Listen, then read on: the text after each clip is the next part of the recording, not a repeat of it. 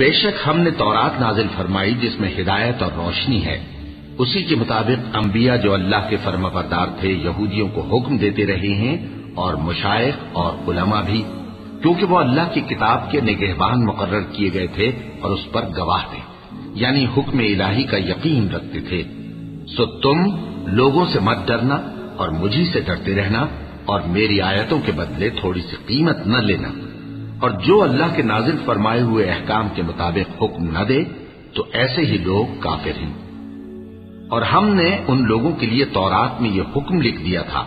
کہ جان کے بدلے جان، اور آنکھ کے بدلے آنکھ، اور ناک کے بدلے ناک، اور کان کے بدلے کان، اور دانت کے بدلے دانت، اور سب زخموں کا اسی طرح بدلہ ہے۔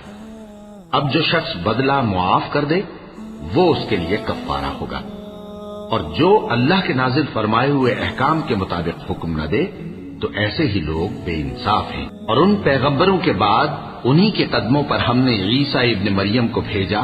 جو اپنے سے پہلے کی کتاب تورات کی تصدیق کرتے تھے، اور ان کو انجیل عنایت کی جس میں ہدایت اور نور ہے، اور تورات کی جو اس سے پہلی کتاب ہے تصدیق کرتی ہے، اور پرہیزگاروں کو راہ بتاتی اور نصیحت کرتی ہے۔